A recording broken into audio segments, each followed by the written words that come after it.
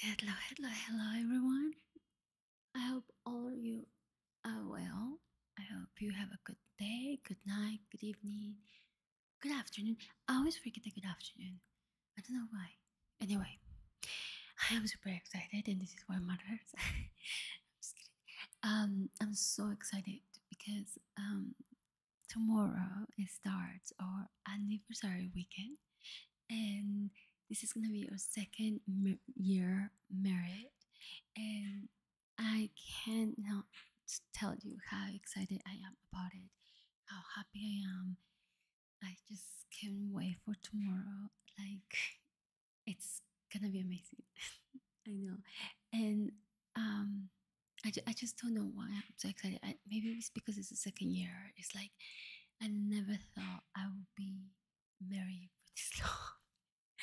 I know it sounds horrible, but I don't know. Like when you don't have a marriage concept in your mind, it's kind of hard to like picture it, you know. So that's something like basically that's how I feel. Like like it's not that I never wanted to get married. It's just like I never thought I would marry anybody. And when I married the first time, like I didn't even get to the first year, and now it's like it's the second year, and I just can't believe it. And I have to say that I've never been this happy in my life. This is like actually the first time I am 100% happy. I feel like in the clouds. Like seriously, it's just a life changer for me. And I'm so excited for tomorrow and for the whole weekend because we have all of these things planned. And yeah, like I can't wait to start to start tomorrow. I can't wait for this day to end at the same time. And well, yeah, I think I don't know how you guys like people that are married, how you guys feel about it. Like I understand that there's more people like they're married for like 10 years or more. Seriously, with us, like we feel like we've been married for like a long time, especially because we're together 24/7 and we've been like this for 4 years already. So it's been like basically it's like we with each other 24/7, literally. Like his office is like literally a few feet from me, and I'm here, and then we see each other all day. We sit down, like we cannot get enough from each other. Like there's not a day when we don't have a conversation. There is no moment when we like get tired or something, and it's like we understand each other so well that we can believe like how um yeah, like how much we really like each other. And it's like every time we leave, like we're okay. Like if for example if I leave to get something whatever and I'll go on my own, I'm just like I can't wait to come back with him. Like it's crazy. It's something really abnormal and like beautiful because even though like I say we've been together since like before the pandemic and through the pandemic, and we we still have obviously our upside downs like any other couple. I'm a female, he's a male. We have different like we're very different, you know, personalities and stuff. He's in Aries, I'm in Scorpio, and um we are learning about each other every day, and we have our differences, yes, because we are a different the opposite sex. So obviously I need to understand him. I need to understand how men think, what they do, what they don't think. And we both are very committed to this relationship that even though um we've been like this, like every couple like have their problems, like this, their misunderstanding, and because we are from different cultures as well. Mexican, he's from the UK, like it's just too much. And but they're like our values are the same, and like the way we think are almost the same as well about life. We don't want kids.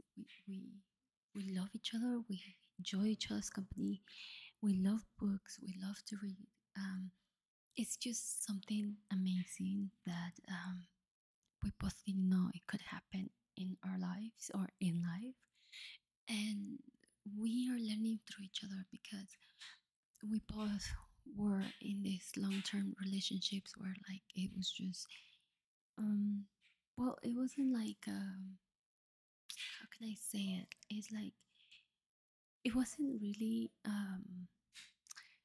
there wasn't any communication with us. Like there's always a communication.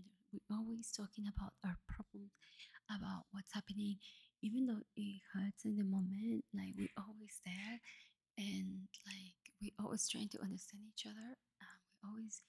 We have some good friends that are happily and like they're happy to open up with us and share their actual problems as well, and then that actually help us because it help us like realize that it's not just us and other people go through the same things. Not a lot of people get to or feel comfortable to actually come out and say, you know what, I have this issue with my partner and we resolve it this way and this is how we do it. Like we have these friends that are actually like that and they actually share like what they did to um, basically um, to get better in their relationship. And we listen, we listen. This couple are super young, they're younger than us, but you see, we are not like we don't close our minds just because they're young. We think that they don't know. No, they really like we take any advice because we really care about our relationship. We really enjoy it, and we actually protect our relationship so much that we just want the best for each other. And then um, the our basically our main priorities are relationship. Us like um, we talk about everything. Um, we communicate. We we we basically want this forever, and that's what it is about, you know, like having that person that if he doesn't understand me, you go online, you go and look for all of this, start researching, like researching like what is happening, like it is amazing. And I do the same, like I go online and I check like sometimes like things happen like so organically, and then I'll just get like something on my feed like from a psychologist, and it's talking about exactly what I'm going through, and I'm like, oh my god, that's such a like relief, and it makes me understand him even more, and that it's been helping us. It's been this year actually. It's been such a great year for us, like of from growth, like mentally, physically, everything. It's like we always want to be the best version of ourselves in every angle. And to be honest, like having the same values is like the best thing. Um, as I always, I want to, I respect my husband so much that for me, it's like I would, I don't, I can't even think disrespecting him in any way. Um, so yeah, like 2 years and this Sunday, and I cannot wait to celebrate us. And yeah, so that's me. And I'm telling you this because I probably won't be recording anything until next week. So I'm so sorry about that. But yeah, like I'm super, super excited. And please, please, please, um, let me know. Also, I wanted to talk about the book Aristotle. Um, I want you to tell me if you're liking the reading. Um, Sometimes I don't know why. I just it's so hard for me to read it. I don't know why. When I read it on my own, it's like super easy. Like I don't get like shaking or anything like that. And sometimes here, like I get super nervous. I'm doing this also because I want to get better at reading in front of people, and um, I want you guys to tell me if you guys think that it's better to do it like with someone else's shoes, where I read it on my own and I'll come and I'll just tell you what it was about. So let me know if you're enjoying like the reading, or if you want me just to do the other way because it's easy for you to understand me, or you just like it better. Like, so just please tell me. Like, I would really appreciate it. I won't feel hurt or anything.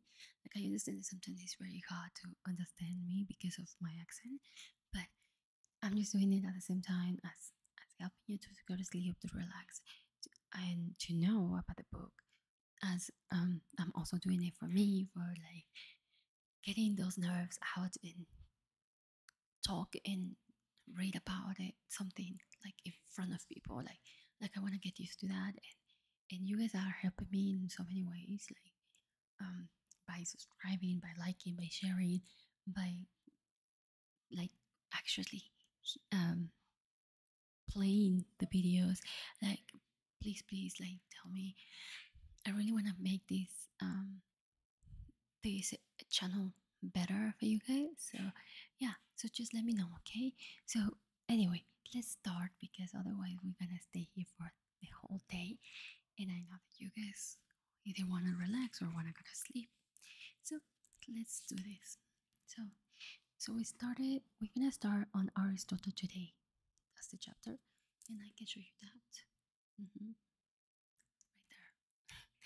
Okay, so um, Barker included in his introduction to the politics an account of the later history of Aristotle's political theory, in which he noted that while Aristotle himself was still active, his one time pupil Alexander was bringing to an end the kind of of world which is presupposed, presupposed by the politics, a word a world in which the basic political unit was the independent, self-sufficient polis, a world in which the distinction between Greek and barbarian was fundamental.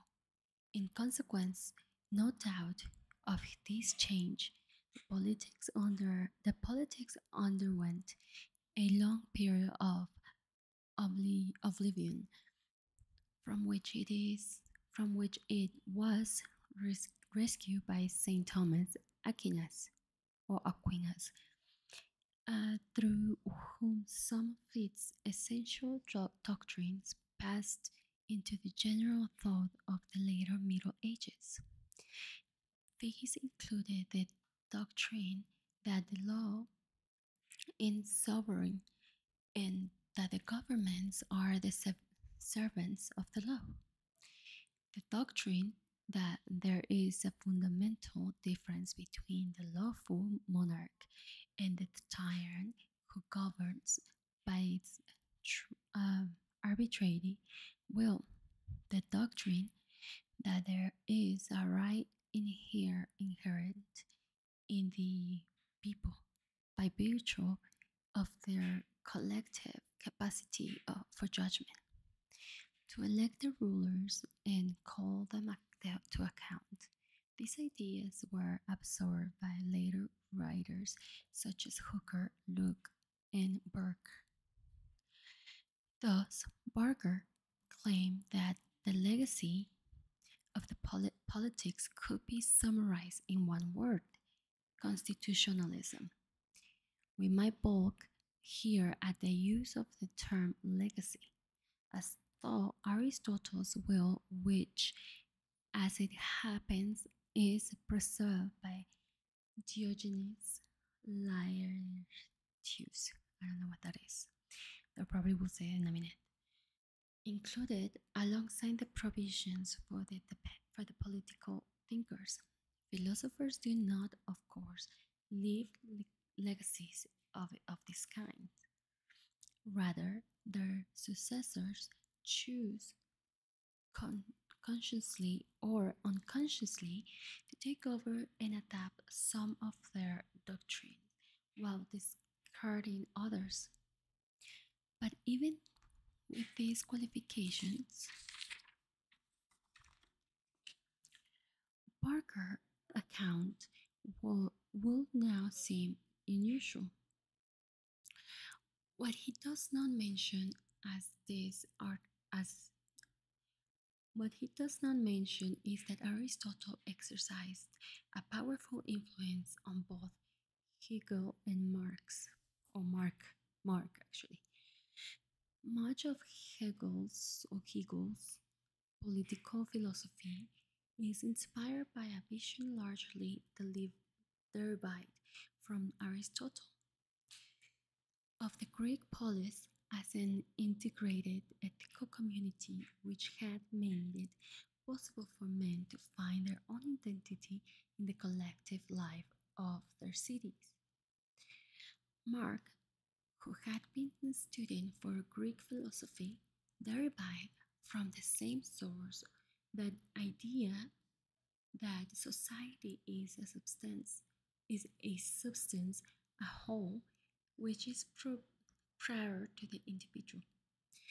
Of course, the totalitarian states erected by Mark 20th century followers were about as far removed from Aristotle's idea as anything could be, which is one reason why some of those who seek a different understanding of Mark now emphasize his Aristotelian roots. If one was to ask what was the most important lesson which can be derived today from reading the politics, most scholars and political theorists would probably point to the doctrine of man as a social being. This doctrine sharply distinguishes Aristotle's political philosophy from the individualism which has dominated Western political thought since the Renaissance. Whereas Aristotle sees society as prior to the individual, the prevailing view sees the individual as prior to society. In Aristotelian terms, society is seen as an alliance or an aggregation rather than as a whole. This individualism attitude is most starkly presented by Hobbes. Let me check. I don't want to say that word. Hold on just a moment. All right, got it. So, what is it?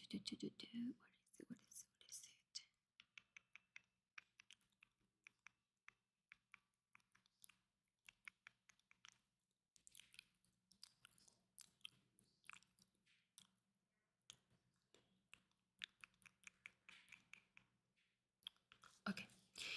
This individualism attitude is most starkly presented by Hobbes, who describes man in a state of nature combining together to set up a sovereign and thus establish civil society in order to save their skin. Central to the individualism view, it is the picture of human beings as having needs and desires which are independent of the society in which they live. The function of society is to make it possible for individuals to satisfy their desires. Individualism theories might take different forms depending on how these desires and needs are conceived. Hobbies, assuming that the need for security is all important, argue that for an authoritarian state, others like Luke see the function of the state as the protection of property, a view which is easily transformed into the idea that the main function of the state is to provide the conditions for increasing wealth. Still others, like Mill, have stressed the variability of human needs and desires and the variety of ways in which the personality might develop. They have therefore seen it as the role of the state to maximize individual freedom. Such individualism views might be opposed to what is often called communitarianism. That's a long word, like long. Um, seriously, like super long. It's like long. Communitarianism. Wow. The idea that human beings are necessarily social, so that society is in a sense precedes the individual.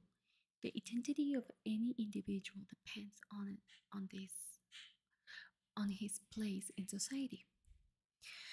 On this view, an individual existing wholly no wholly outside society. If there were physically possible, would barely be human. In such a view, society is not simply a means which enables individuals to achieve independence and sorry, I need to pause it because there was a truck that passed by and it was like really, really loud. So let me read that again.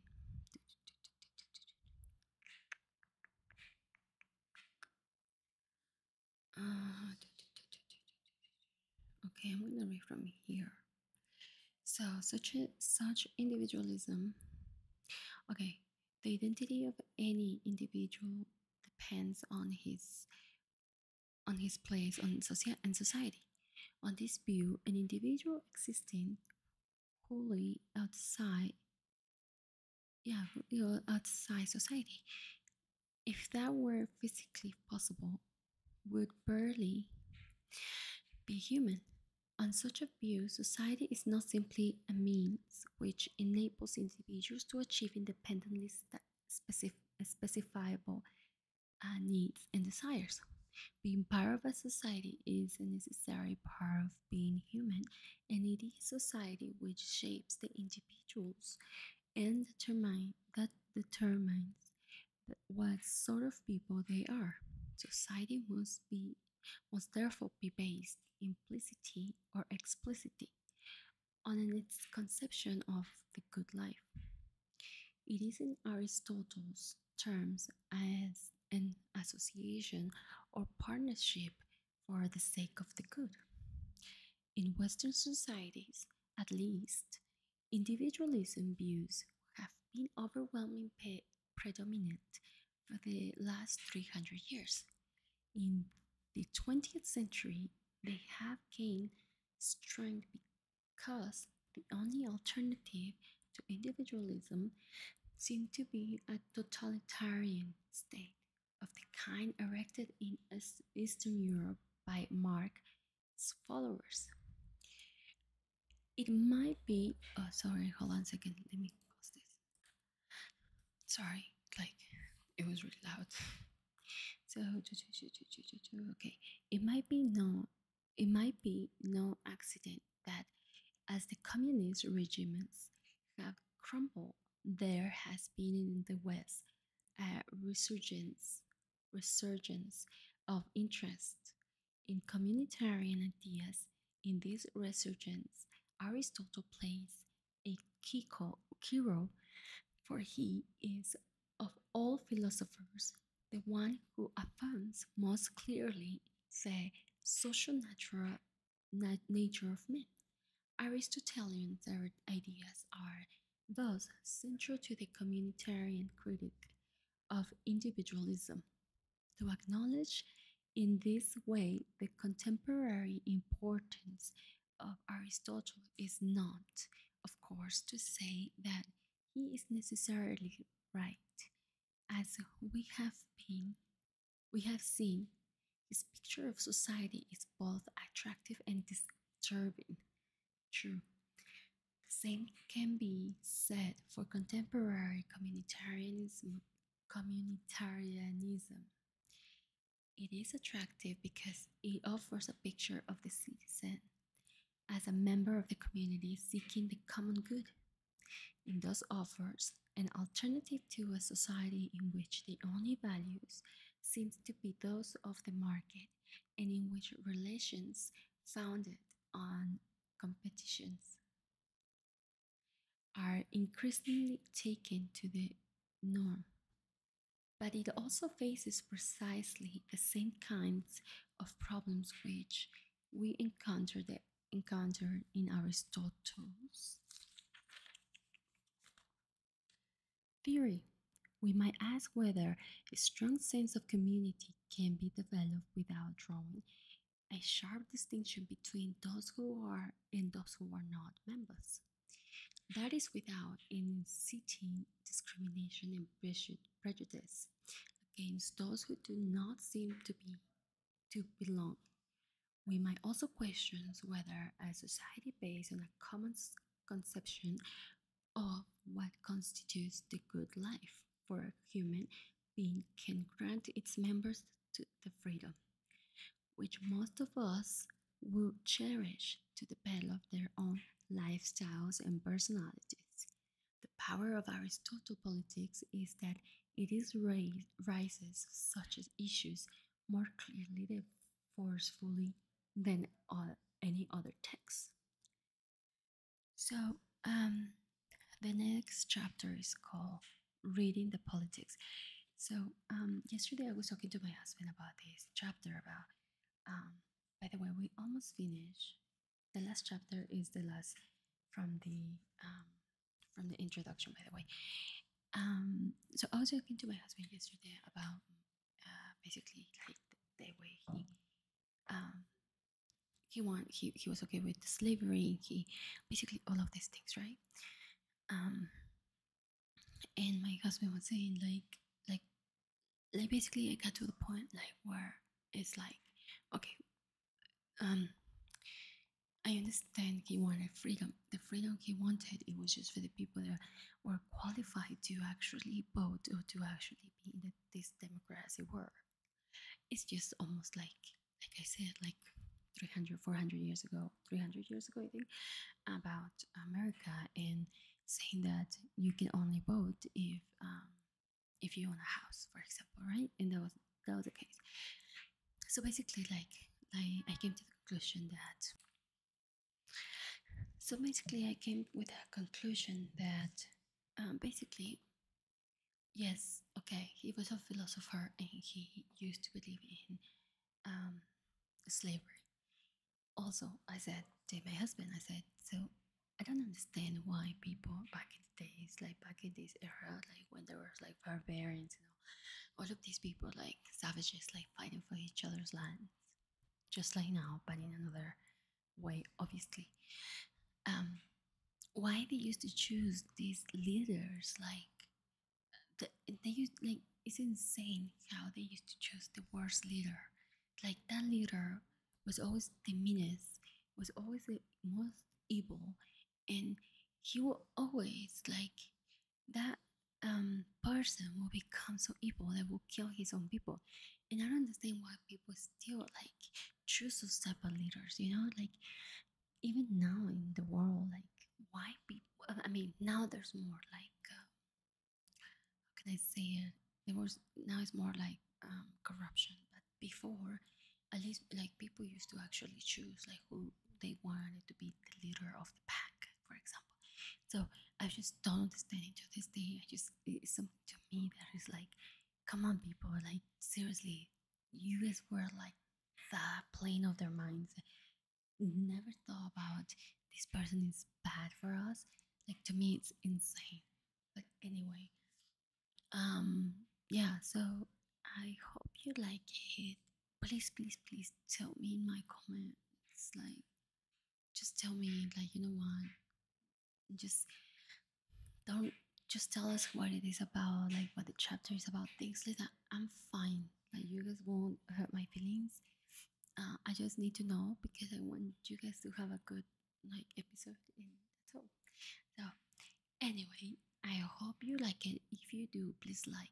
If you this is your first time, please, please, please subscribe, and also share and click on the bell so you get every notification from me when I post the video. And I will see you next time, probably next week, but we'll see. Let's see how my day goes tomorrow. If I have time, I will do it. I will do another one. But if not, I'll see you next week. Ciao. Have a good weekend. Bye.